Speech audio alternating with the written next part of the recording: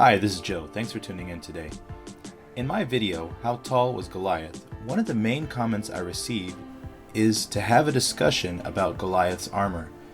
The topic of his armor is a very broad one, pun intended. There are several different discussions to be had on the matter.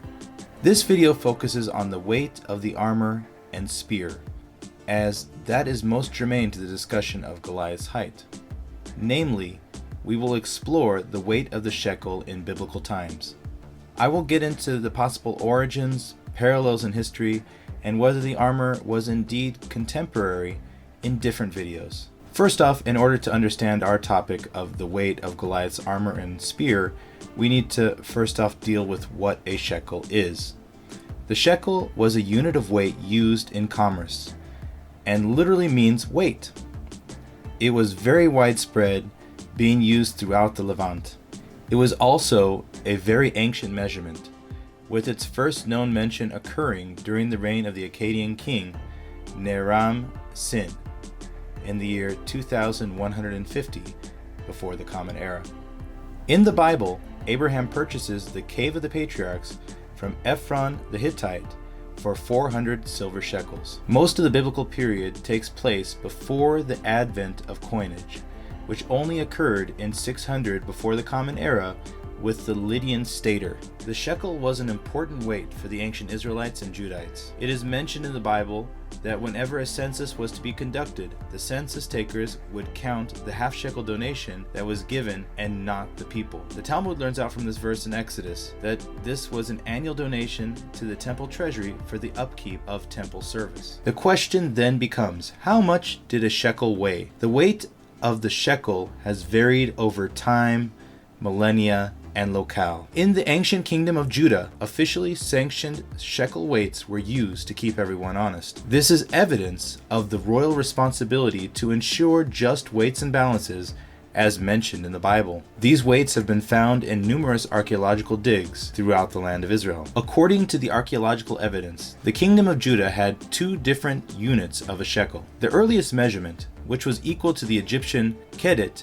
weighed 9.06 grams or 0.3195821 ounces. This shekel was the closest to the biblical measurement of a shekel, equaling 20 gerahs. After 700 BCE, the official weights were altered, and the shekel unit became 11.33 grams, which became 1/5 heavier than the Egyptian kedet and the equivalent of 24 gerahs. Maimonides, in his work, the Mishnah Torah, says that all finds that are mentioned in the Torah, or the 5 books of Moses, are calculated according to the value of the shekel. He calculates the weight of a Torah shekel to be equal to 320 barley kernels.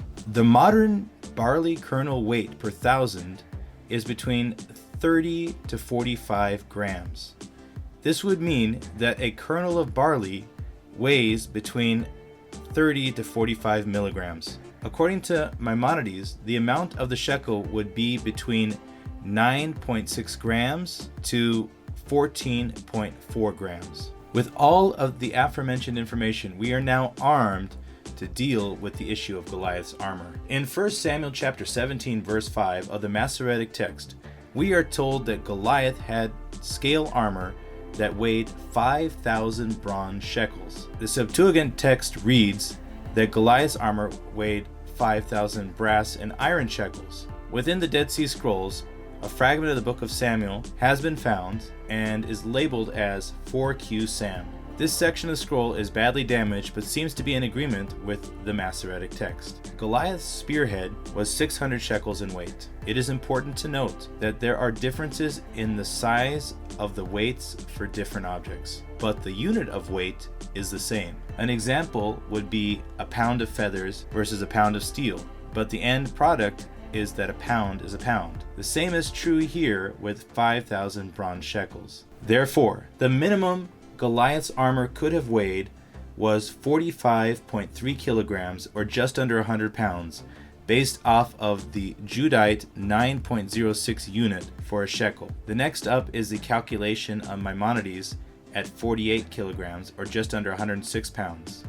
After that is the later Judite unit of a shekel, which is 56.65 kilograms, or just under 125 pounds. And finally, we have 72 kilograms, or just under 159 pounds, based off of the maximum opinion of Maimonides. Goliath's spear ranged between 5.44 kilograms, or 12 pounds, to 8.61 kilograms, or 19 pounds. Although I've given a range in the video, I believe that the Judite 9.06 gram unit weight of 45.3 kilos, or 100 pounds, is probably the closest we have to the original intention of the verse. Goliath's armor was a type of hauberk with overlapping bronze scales, most likely sewn onto a tunic of wool, linen, or leather. Other examples of this type of armor are known to us from this period, and they weighed between 16.8 kilograms to 26.3 kilograms.